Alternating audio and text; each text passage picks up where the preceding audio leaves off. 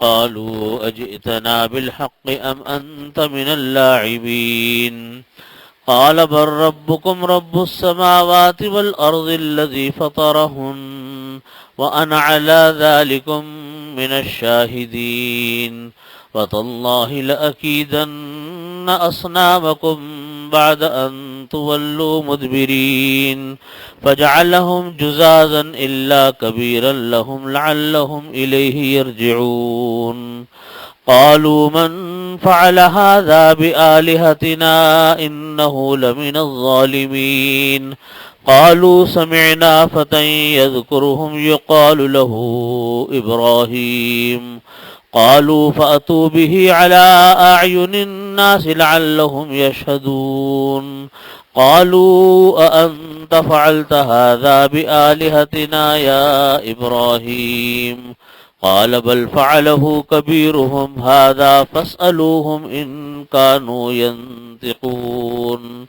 فرجعوا إلى أنفسهم فقالوا إنكم أنتم الظالمون ثم نكسوا على رؤوسهم قال لقد علمت ما هؤلاء ينطقون قال فتعبدون من دون الله ما لا ينفعكم شيئا ولا يضركم أف لكم ولما تعبدون من دون الله أفلا تعقلون صدق الله مولانا العظيم وصدق رسوله النبي الكريم ونحن على ذلك من الشاهدين والشاكرين والحمد لله رب العالمين.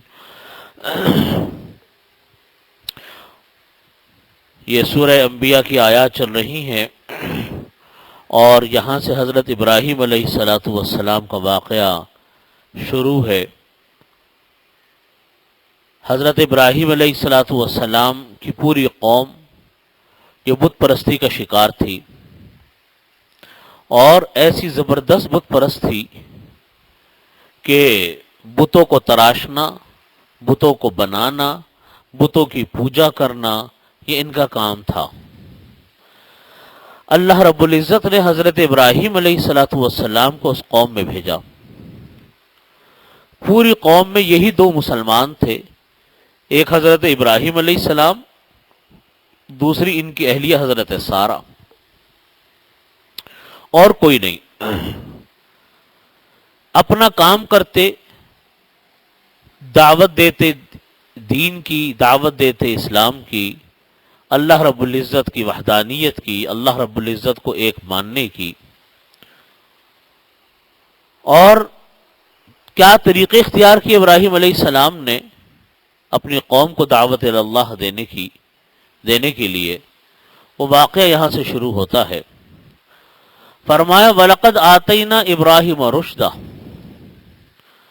مِن قَبْلُ وَكُنَّا بِهِ عَالِمِينَ. اور ہم نے ابراہیم علیہ السلام کو دی تھی نیک ہدایت، وَكُنَّا بِهِ عَالِمِينَ، اور ہم ان کی خبر رکھتے تھے ابراہیم علیہ السلام کی. یعنی مطلب یہ تھا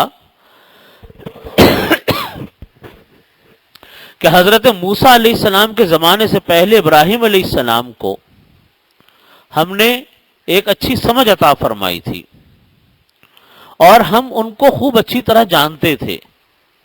یعنی ہم یہ بات، اللہ رب العزت فرماتے ہیں، ہم یہ بات جانتے تھے کہ کس طرح اللہ تعالیٰ نے ان کو، اللہ تعالیٰ فرماتے کہ ہم یہ بات جانتے تھے کہ وہ کتنے کامل انسان تھے، کیسے کمالات علمیہ اور عملیہ اللہ نے ان کو عطا فرما رکھے تھے. تو فرماتے اللہ رب العزت کہ ان کا وہ وقت یاد رکھنے کے قابل ہے. اذ قال لأبیہ وقومہ، آپ کو معلوم ہے کہ ابراہیم علیہ السلام کے جو والد تھے وہ بت تراش تھے. ان کا نام تھا آزر اور بڑے مشہور بت تراش تھے.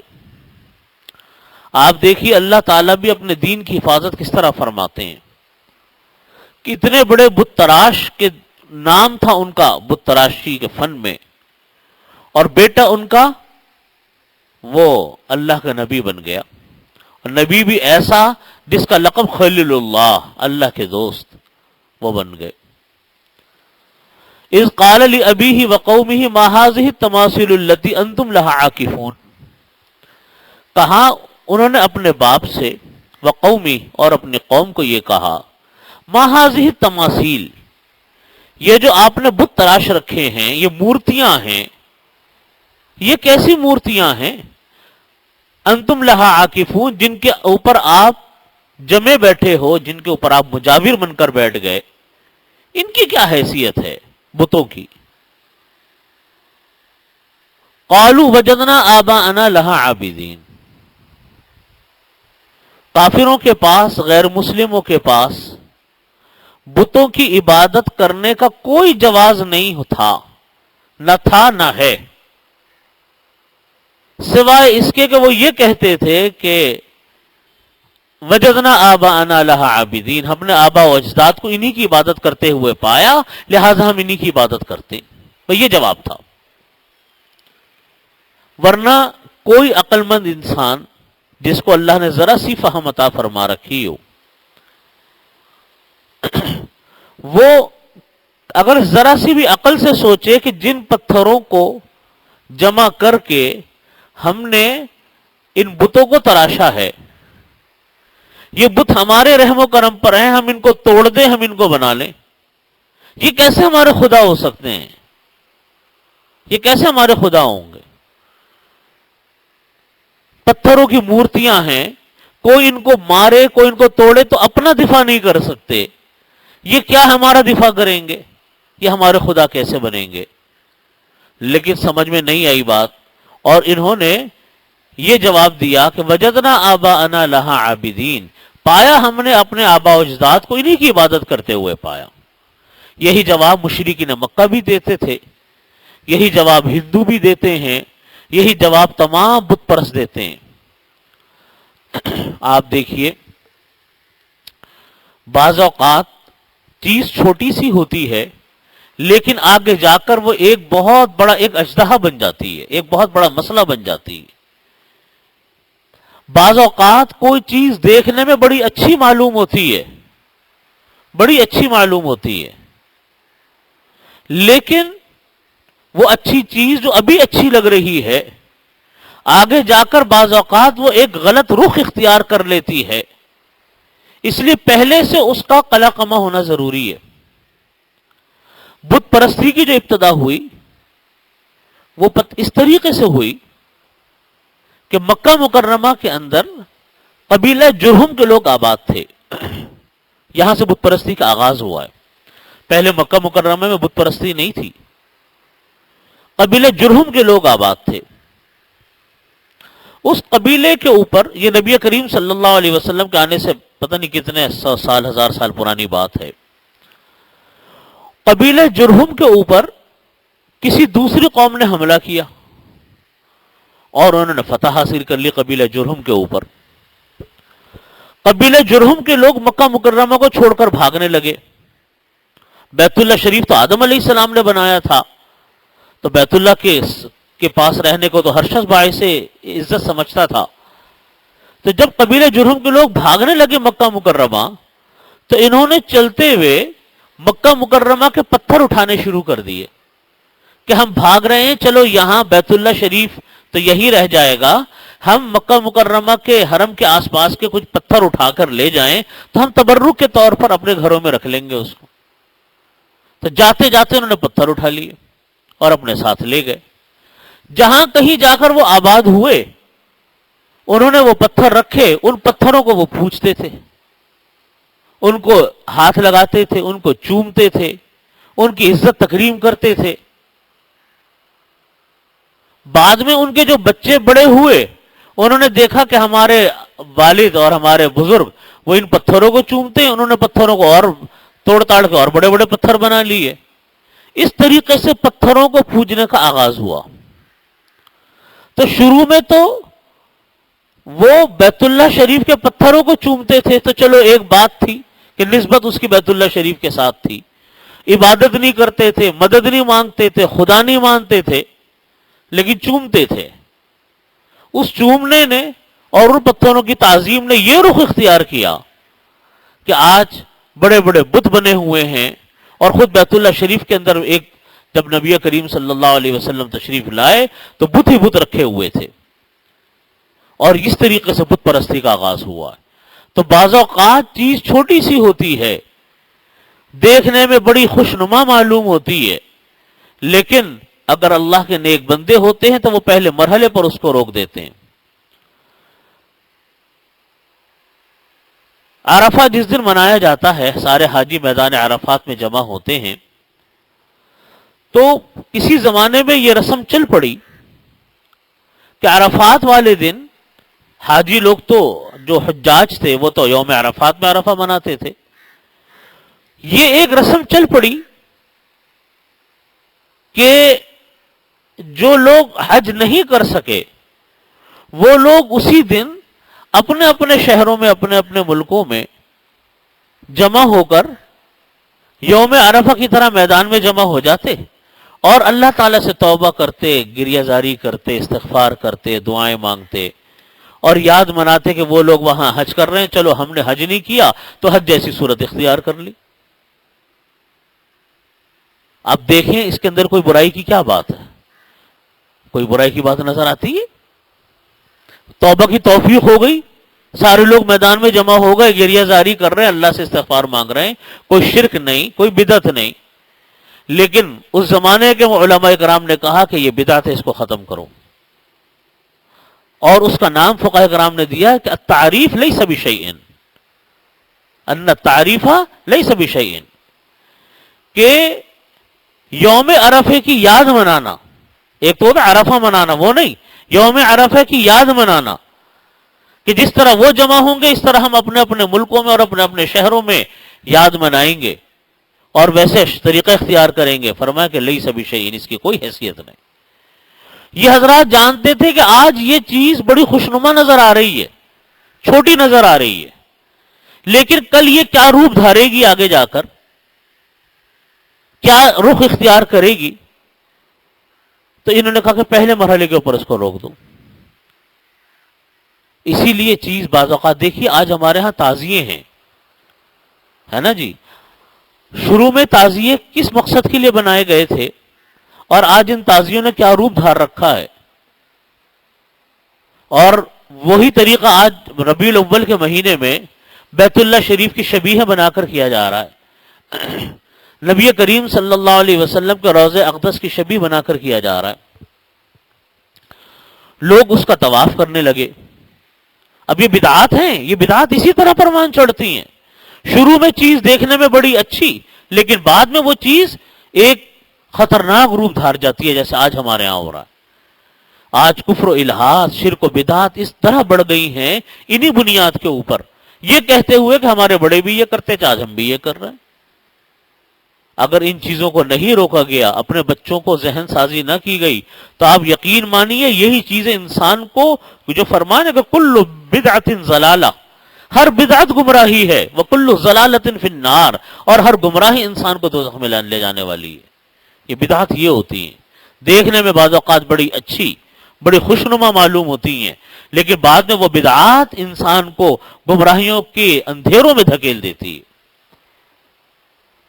تو یہی فرمایا کہ قالوا وجدنا آباءنا لها عابدین، انہوں نے بھی یہی کہا کہ ہم نے اپنے آباء و اجداد کو اسی کے اوپر پایا ہے۔ اسی لیے فرماتے ہیں علماء اکرام، مفسرین فرماتے ہیں کہ دیکھو، انسان سب سے زیادہ اپنے بچہ جو ہے نا، سب سے زیادہ اپنے بڑوں کو دیکھ کر سیکھتا ہے۔ یہ فطرت بنائی اللہ رب العزت نے۔ بچہ آپ دیکھیں، جب بچے چھوٹے بچے ہوتے ہیں، گود کے بچے ہوتے ہیں، جیسے ماں باپ کر رہے ہوں گے، گھر کے بڑے بزرگ کر رہے ہوں گے، گھر کے بڑے بہن بھائی کر رہے ہوں گے، وہی حرکتیں چھوٹا بچہ کر رہا ہوگا۔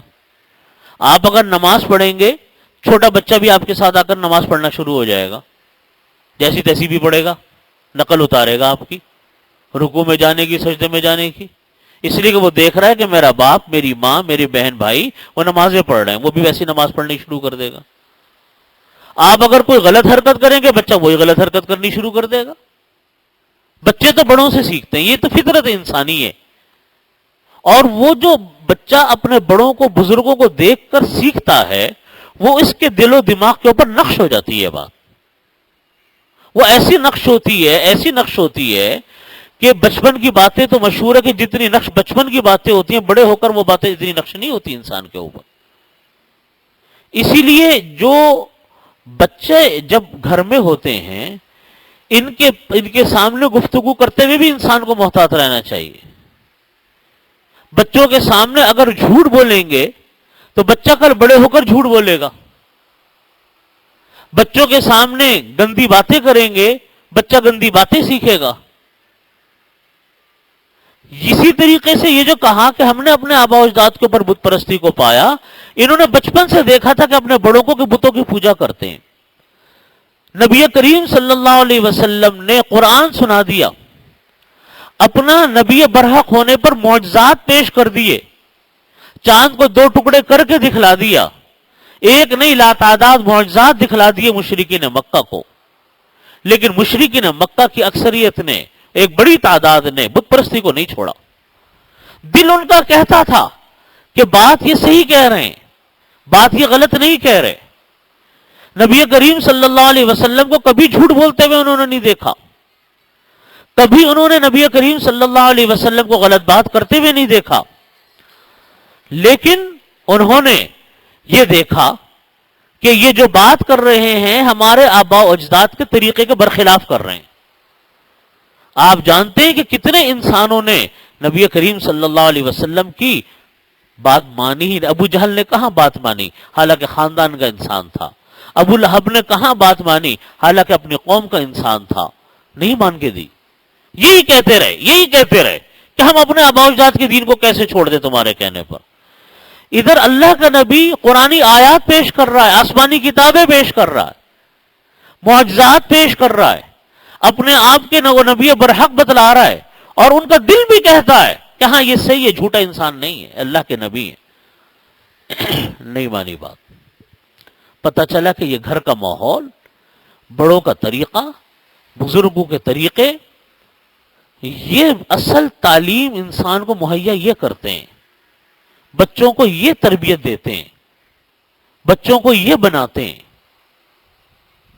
اس لیے اگر ہم چاہیں کہ ہمارے بچے راہ راست پر آئیں، ہم یہ چاہیں کہ ہمارے بچے راہ راست پر آئیں، درست راستہ اختیار کریں، اس کا طریقہ یہی ہے کہ انسان خود درست ہو جائے، بچہ خود ٹھیک ہو جائے گا. بچہ یہ دیکھے گا کہ میرے باپ نے کبھی جھوٹ نہیں بولا، میری ماں نے کبھی جھوٹ نہیں بولا، ہمیشہ میرے ماں باپ نماز وقت کے اوپر پڑھتے ہیں، سچ بولتے ہیں، جھوٹ نہیں بولتے، دھوکہ نہیں دیتے، کسی کو کے ساتھ گالم گلوچ نہیں کرتے، کسی کے ساتھ گندی زبان استعمال نہیں کرتے. اور مجھے بتلائیے بچے کو اور کیا تربیت چاہیے؟ بچہ خود ہی آپ کی تربیت گاہ بنا ہوا ہے، گھر اس کے لیے خود تربیت گاہ ہے. اس کو آپ کیا سکھائیں گے؟ وہ سیکھ رہا ہے، ماشاءاللہ آپ کے طریقے سے سیکھ رہا ہے. لیکن گھر میں جھوٹ ہو، گھر میں گالم گلوچ ہو، گھر میں بے حیا فلموں کا راج ہو، ماں باپ بہن بھائی بیٹھ کر گندی گندی فلمیں دیکھ رہے ہو، تو آپ کیا توقع کریں گے کہ بچہ کون سا اچھا انسان بن جائے گا؟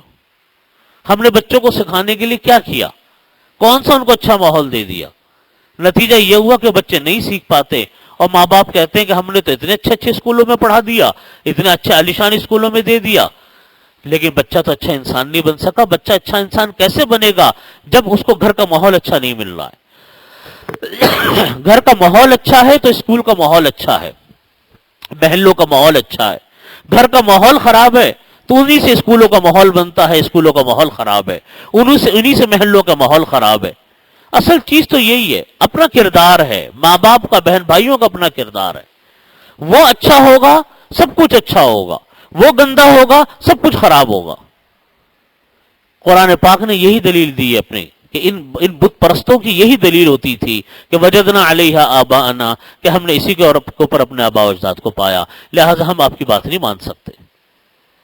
جب ہم نے آباء و اجداد کو پا لیا، جو ہمارے بڑے کرتے تھے صحیح کرتے تھے. قالوا وجدنا لها عابدین، قالوا وجدنا آباءنا لها عابدین، انہوں نے کہا کہ ہم نے تو اپنے آباء و اجداد کو اسی مذہب کے اوپر پایا. قال لقد کنتم انتم وآباؤکم فی ضلال مبین، ابراہیم علیہ السلام نے کہا اپنی قوم کے لوگوں کو کہ تم اپنے آباء و اجداد کی بات مانتے ہو، اگرچہ تمہارے آبا و اجداد واضح گمراہیوں کے اوپر ہو تب بھی تم اپنے آبا و اجداد کی بات مانو گے.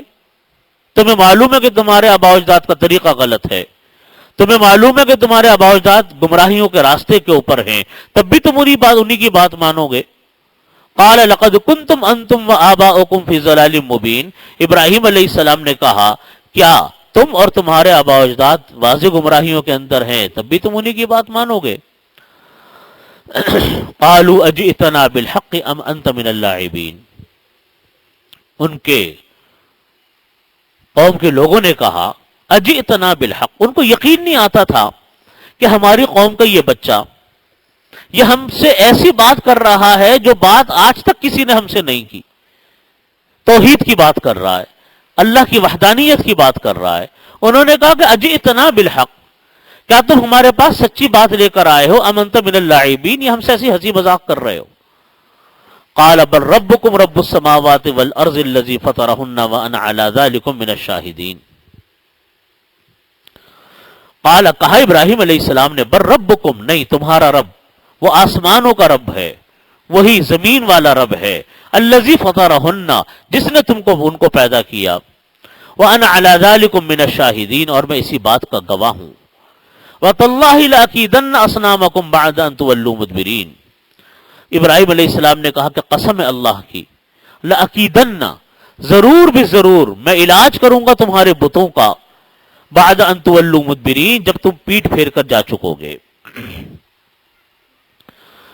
چنانچہ ان کی عید کا دن تھا, ایک ان کا میلہ لگتا تھا, وہ عید کا میلہ ہوتا تھا یا ان کا کوئی مذہبی تہوار ہوتا تھا ان کی قوم کا.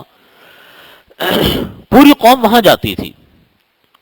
ابراہیم علیہ السلام نے ان سے کہا کہ میں نہیں جاؤں گا, میری طبیعت ٹھیک نہیں ہے, میں نہیں جاؤں گا.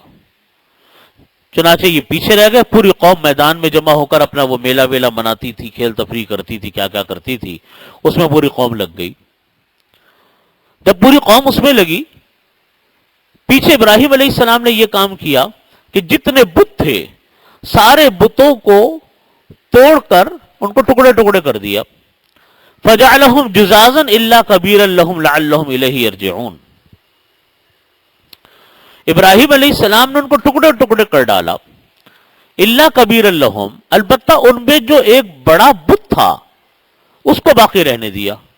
لعلہم الیہ یرجعون, شاید کہ وہ لوگ اس کی طرف لوٹ آئیں.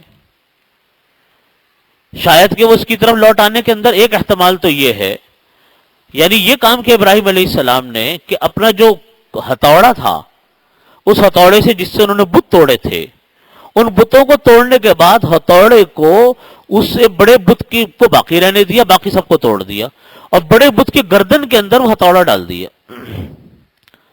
جب لوگوں نے آ کر پوچھا کہ بھئی یہ تم نے کیا کیا, یہ کس نے توڑا, ابراہیم علیہ السلام نے کہا کہ اپنے اسی بت سے پوچھو, بڑے والے بت سے اسی نے توڑا, یہی بتائے گا.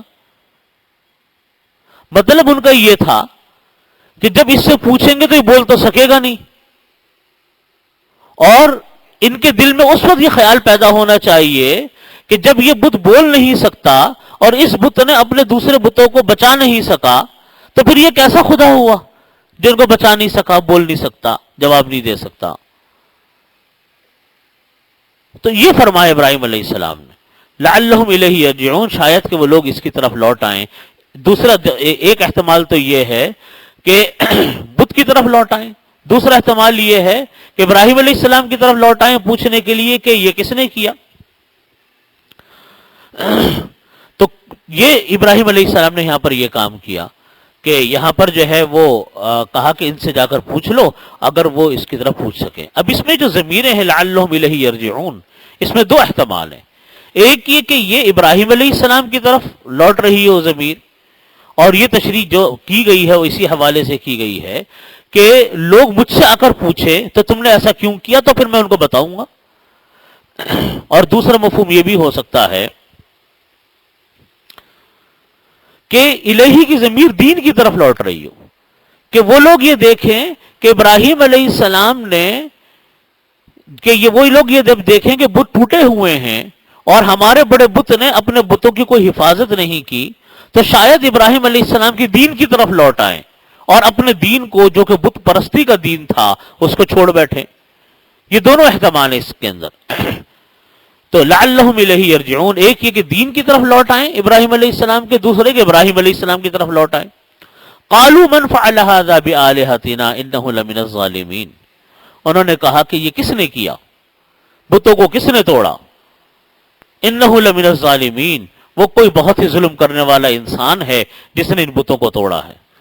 قالوا سمعنا فتى يذكرهم يقال له ابراہیم، انہوں نے کہا سمعنا فتن،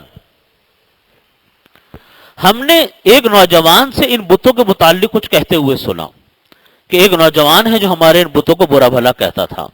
یقال له ابراہیم، اس کو ابراہیم کہا جاتا.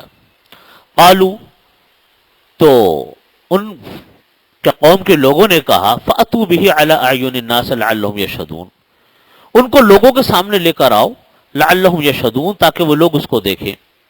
ابراہیم علیہ السلام کو لایا گیا لوگوں کے سامنے، اور لانے کے بعد ان سے پوچھا اَأَنْتَ فَعَلْتَ هَذَا بِآلِهَتِنَا یا ابراہیم، اے ابراہیم کیا تم نے ان معبودوں کے ساتھ یہ حرکت کی ہے؟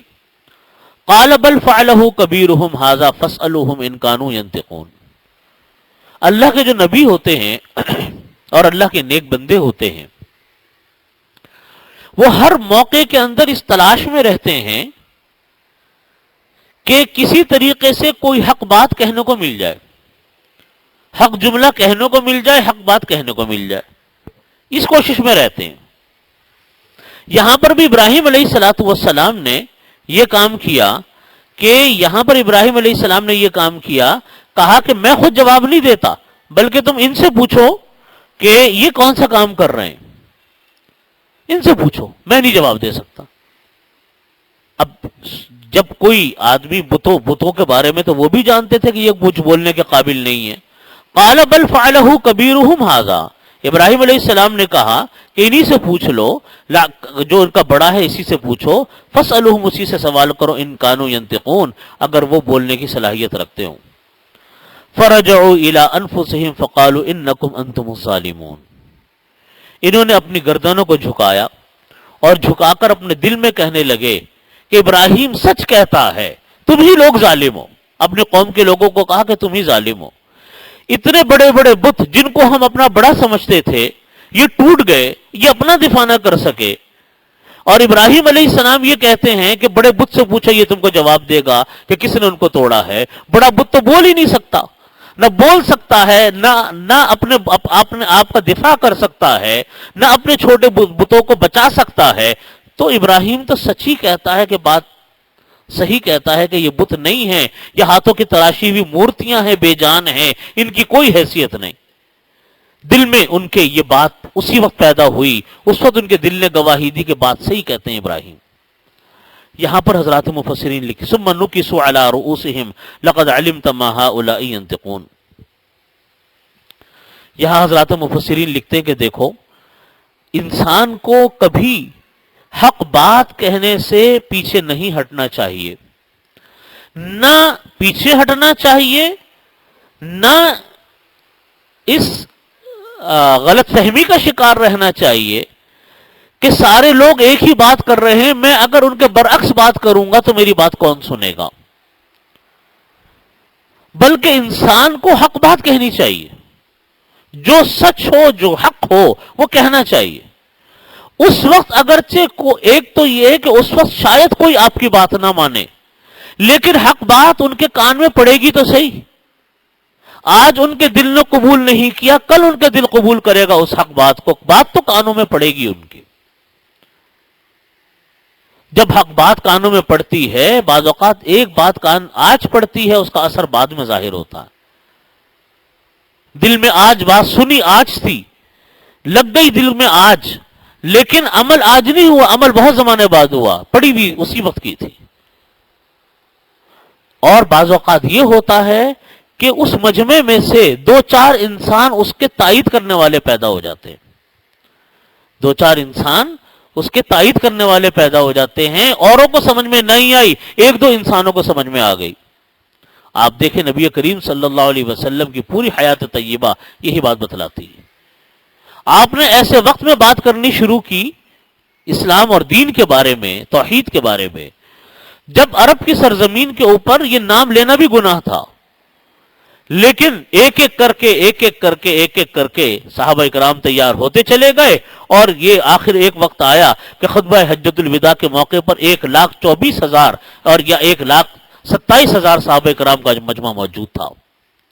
یہ کوئی معمولی بات نہیں تھی، حق بات کہی۔ علامہ شبیر احمد عثمانی رحمۃ اللہ علیہ کا ایک ملفوظ میں نے سنا، وہ فرمایا کرتے تھے کہ حق بات، حق نیت سے، حق طریقے سے، حق بات حق ہو، حق نیت ہو اور حق طریقہ ہو، 3 شرطیں، حق بات ہو، حق نیت ہو، حق طریقہ ہو، جب بھی کہی جاتی ہے ہمیشہ اثر کرتی ہے۔ اور یہ یاد رکھنے کی بات ہے، کبھی اگر بات اثر نہیں کرتی تو تینوں میں سے کوئی نہ کوئی ایک چیز نہیں ہوتی، یا تو بات حق نہیں ہوتی، یا طریقہ حق نہیں ہوتا، یا دونوں چیزیں ہوتی ہیں تو نیت حق نہیں ہوتی، کوئی گڑبڑ ہوتی ہے۔ تو حق بات ہو، حق نیت ہو، حق طریقہ ہو، فرمایا کہ جب بھی وہ بات کہی جائے گی تو ہمیشہ ضرور اثر کرے گی۔ تو ابراہیم علیہ السلام نے بات بھی حق کی، طریقہ بھی حق تھا، نیت بھی حق تھی، اللہ کے نبی تھے، کوئی دوسری نیت تو ہو نہیں سکتی۔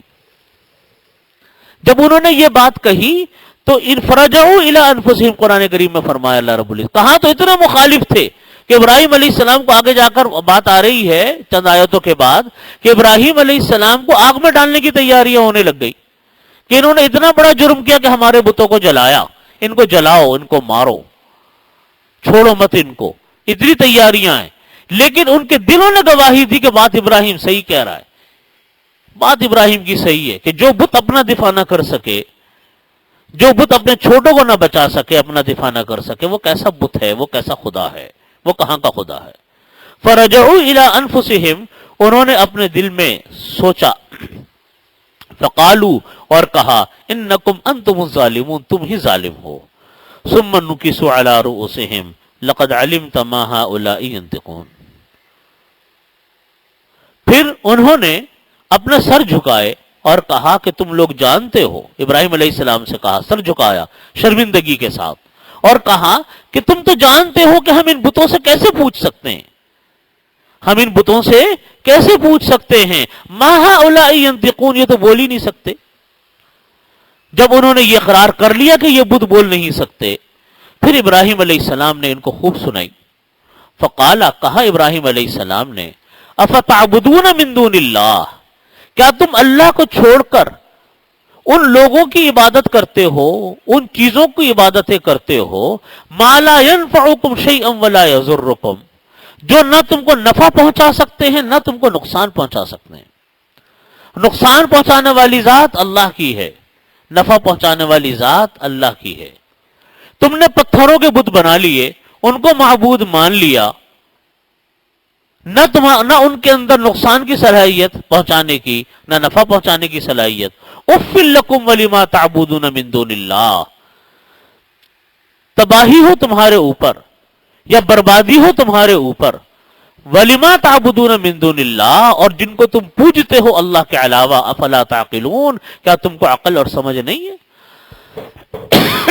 مطلب یہ تھا ابراہیم علیہ السلام کا، تم نے جن کو اپنے معبود بنا رکھا ہے، جن کو تم پوچھتے ہو اللہ کے خاطر، در حقیقت وہ عبادت کے لائق نہیں، وہ بندگی کے لائق نہیں، اس لیے کہ اپنے ہاتھوں سے تراشے ہوئے بتوں کو تم کیا پوچھتے ہو۔ اور آپ دیکھیے کہ جو بت پرستی ہے، عجیب بات ہے، اور حقیقت بھی یہ ہے کہ اللہ سے پناہ مانگنی چاہیے انسان کو، کہ بڑے بڑے سمجھدار لوگ، آپ اگر جائیں ان بدھسٹ ممالک میں جو جہاں پر بت پرستی عام ہے، ہندوستان ہمارا ہندو ملک ہے، یہ سری لنکا ہے، یا ہمارے ہاں کا یہ برما ہے، یا سنگاپور ہے، یہ تھائی لینڈ ہے، یہ پوری پٹی ہماری مشرقی ممالک کی، یہ بدھسٹ ممالک ہے، بتوں کا راج ہے، ہر جگہ بت بنے ہوئے ہیں، مورتیاں رکھی ہوئی ہیں، بڑے بڑے قدیم سائز کے بت پڑے رکھے ہوئے ہیں۔ یہ جو بت رکھے ہوئے ہیں، آپ دیکھیں وہاں پر تعلیم یافتہ لوگ موجود ہیں، تعلیم کا ریشو ہمارے ہاں کے ریشو سے بہت زیادہ ہے، سائنسدان موجود ہیں، انجینئرز ہیں، ہر فیلڈ کے ماہرین آپ کو نظر آئیں گے، اور سب انہی بتوں کی عبادت کر رہے ہیں۔ کوئی ان سے یہ سوال اگر کرے کہ بھائی تم اتنے تعلیم یافتہ انسان ہو، تمہیں اللہ نے اتنی تعلیم دی، لیکن تمہاری تعلیم کا کیا فائدہ کہ تم اپنے خالق کو نہ پہچان سکے اپنی تعلیم سے کہ خالق کون ہے، مالک کون ہے؟ تمہیں اس تعلیم نے یہ تک نہ تمیز کر کے دکھلائی کہ اپنے ہاتھوں سے تم بت بناتے ہو اور انہیں کو خدا مانتے ہو، اپنے ہاتھوں سے توڑ دو، یہ تمہاری کون سی خواہش پوری کر دیں گے بھائی؟ کون سا تم کو نقصان پہنچا دیں گے؟ اس مرحلے پر آ کر ان کی عقلیں بالکل ختم ہو جاتی ہیں، سوچنے سمجھنے کی صلاحیت ان کے اندر ختم ہو جاتی ہے۔ ویسے بڑے تعلیم یافتہ زندگی کے ہر معاملے کی فہم ہے، اگر نہیں فہم ہے تو اس بات کی فہم نہیں ہے کہ ہمارا خالق کون ہے، جس کو ہم اپنے ہاتھوں سے بناتے ہیں وہ ہمیں کیسے نقصان پہنچائے گا، کیسے فائدہ پہنچائے گا۔ اس سے یہ بات پتہ چلتی ہے، جو بات بتلانا عرض کرنا چاہتا ہوں، کہ دیکھو کہ بعض اوقات انسان ہر فیلڈ میں اچھا ہوتا ہے، کسی ایک دو لائنوں کے اندر انسان کی عقل خبط ہو جاتی ہے۔ مذہبی معاملے میں لائن خبط ہو گئی، مذہبی معاملے میں فکر انسان کی خبط ہو گئی، ختم ہو گئی، اس کے اندر سوچنے سمجھنے کی صلاحیت نہیں رہی، بس وہ یہی کہے گا جو یہاں قرآن کریم میں لکھا ہے کہ میں نے تو اپنے بڑوں کو دیکھا تھا، ان کی عبادت کرتے تھے، میں بھی عبادت کر رہا ہوں۔ اس کا مطلب یہ ہے کہ انسان ہدایت جو ہے یہ اللہ کے فضل سے انسان کو ملتی ہے، حقیقت یہ ہے۔ ہدایت جو ہے یہ اللہ کے فضل سے ملتی ہے، جنت یہ اللہ کے فضل سے ملتی ہے، انسان کا اپنا کوئی اس کے اندر کا مال نہیں۔ ورنہ بڑے بڑے تعلیم یافتہ لوگ ہیں، بڑے بڑے پڑھے لکھے لوگ ہیں، میں حیران، اس سے بھی زیادہ حیران ان لوگوں پر ہوتا ہوں جو ماہرین فلکیات ہوتے ہیں، شمس و قمر کے اوپر تحقیقات کر رہے ہیں، دیکھ رہے ہیں کہ کیسا خدا کا بنایا ہوا نظام ہے۔ بڑے بڑے ڈاکٹر ہیں، انسان کے جسم کو دیکھیں کہ ایک انسان کا جسم پورا کارخانہ حیات ہے، پورا آپ انسان کے جسم کو دیکھیں کہ کیسے خدا نے انسان کے جسم کو بنایا۔ ایک ایک چیز اللہ نے ایسی رکھی ہے انسان کے جسم میں کہ اس کا کوئی نیم البدل، اس کا کوئی بدل بن ہی نہیں سکتا۔ پوری میڈیکل سائنس فیل ہو جائے، اس کا بدل نہیں بنا سکتی۔ وہ ڈاکٹر تحقیقات اس پر کر رہے ہوں گے، وہ یہ دیکھ رہے ہیں کہ انسان اس کو نہیں بنا سکتا، پھر بتوں کی پوجا کرتے ہیں کہ یہ ہمارا معبود ہے۔ اجرام فلکی کو دیکھ رہے ہیں کہ شمس و قمر ہیں، سورج ستارے ہیں، سورج کی ایک رفتار ہے، چاند کی ایک رفتار ہے، نہ سیکنڈ آگے ہوگا نہ سیکنڈ پیچھے ہوگا، گرمی اپنے وقت پر آئے گی، سردی اپنے وقت پر آئے گی، رات اپنے وقت پر آئے گی، دن اپنے وقت پر آئے گا۔ سب چیزوں کو دیکھ رہے ہیں اور پھر عبادت بتوں کی کر رہے ہیں کہ یہ ہے خدا ہمارا۔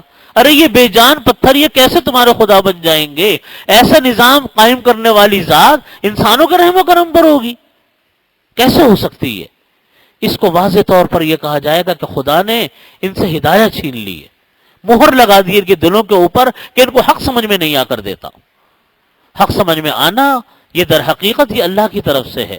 کو نبی کریم صلی اللہ علیہ وسلم نے یہی دعا سکھلائی، اللہم ارنا الحق حقا وارزقنا اتباعہ وارنا الباطل باطلا وارزقنا اجتنابہ۔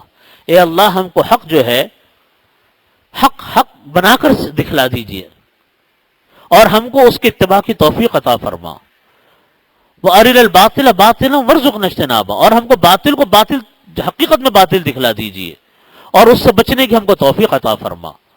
حقیقت یہ ہے کہ انسان سب کچھ جانتا بوجھتا گمراہ ہے، علم ہے، تعلیم ہے، آنکھوں سے دیکھ رہا ہے کہ سب کچھ نظام کائنات یہ ایک زبردست خالق حقیقی مالک کائنات کا بنایا ہوا نظام ہے۔ انسان سے لے کر ایک دانے سے لے کر ایک پتھر کے ذرے سے لے کر بڑی سے بڑی چیز کو انسان دیکھے، یہ کسی انسان کی بنائی ہوئی چیزیں نہیں ہیں۔ اگر کسی انسان کی بنائی ہوئی ہوتی تو ہم اس کا متبادل بھی بنا سکتے۔ آج کیا ہمارے پاس متبادل ہے؟ آپ مجھے بتلائیے، آج کیا متبادل ہے؟ کس چیز کا متبادل ہے ہمارے پاس؟ کوئی متبادل نہیں۔ یہ اللہ کا بنایا ہوا نظام ہے۔ تو انسان در حقیقت یہ دعا مانگنی چاہیے کہ اللہ تعالیٰ ہم کو حق کی توفیق عطا فرما، ہم سے حق کو سلب مت کر فرما۔ میں تو جب ایسے لوگوں کو دیکھتا ہوں جو بڑے بڑے تعلیم یافتہ ہیں اور بتوں کی عبادت کر رہے ہیں، بڑے بڑے تعلیم یافتہ ہیں لیکن کافر ہیں، بڑے بڑے ڈاکٹر ہیں، بڑے بڑے ماہرین فلکیات ہیں، بڑے بڑے سائنسی تحقیقات کرنے والے ہیں لیکن ایمان سے محروم، ان کے علم نے ان کو یہ فہم نہیں دے سکا، وہ علم ان کو، کہ حق کیا ہے اور باطل کیا، جھوٹ کیا ہے اور سچ کیا۔ اللہ سے اس کی دعا بھی مانگنی چاہیے کہ اللہ تعالی ہم کو حق عطا فرما۔ یہ دعا نبی کریم صلی اللہ علیہ وسلم سے سکھلائی کہ اللہ ہم کو حق طریقے سے سامنے کر دے ہمارے، کہ ہمیں پتہ چل جائے کہ یہ حق ہے، اور اس کی اتباع کی توفیق عطا فرما۔ حقیقت یہ ہے کہ ایمان نصیب ہونا، ہمیں ایمان اس لیے گھر میں بیٹھے بیٹھے مل گیا، مسلمان ماں باپ کے گھرانے میں پیدا ہوئے، ایمان مل گیا، قربانی نہیں دی، محنت نہیں کی ایمان کے خاطر، اس کی قدر نہیں ہے۔ اللہ نے گھر بیٹھے دی، اللہ کا شکر ادا کرنا چاہیے، اللہ کا ہمیں شکر ادا کرنا چاہیے کہ اللہ تعالیٰ نے ہمیں گھر بیٹھے ہی دولت عطا فرما دی۔ ورنہ حقیقت یہ ہے کہ اپنے دین کو چھوڑ کر دوسرے دین کو اختیار کرنا، یہ صحابہ اکرام کا دل گردہ تھا، یہ صحابہ اکرام کا دل گردہ تھا کہ اپنے پرانے آباء و اجداد کے مذہب کو چھوڑ کر دوسرے دین کو اختیار کیا، اپنے شہر مکہ مکرمہ کو چھوڑ کر مدینہ طیبہ منتقل ہوئے۔ آج بڑے سے بڑا غیر مسلم جو ہے وہ بھی اپنے مذہب کو چھوڑنے کے لیے تیار نہیں ہوتا، وہ ڈرتا ہے کہ لوگ مجھ کو جان سے مار دیں گے، لوگ مجھ کو کیا کہیں گے، میں اپنے آباء و اجداد کے مذہب کو کیسے چھوڑ دوں گا، ڈرتے ہیں۔ لیکن حقیقت یہ ہے کہ ان کا ڈر، ان کا خوف سب بے معنی ہے۔ اللہ تعالیٰ اس پر عمل کی توفیق عطا فرمائے۔ وآخر دعوانا الحمدللہ رب العالمین۔ اللہم صلی علی محمد وعلی آل محمد کما صلیت علی ابراہیم وعلی آل ابراہیم۔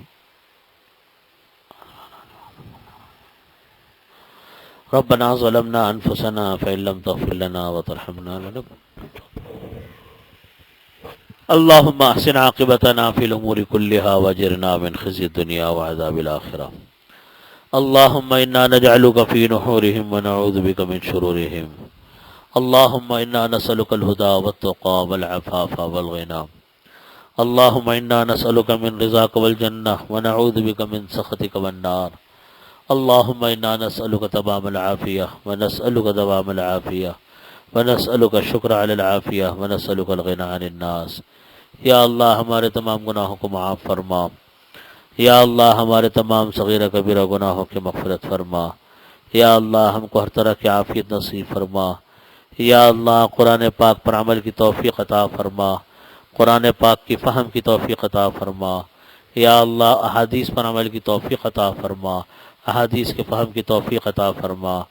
ربنا تقبل منا انك انت السميع العليم وتب علينا انك انت التواب الرحيم۔ اللهم صل على محمد وعلى ال محمد۔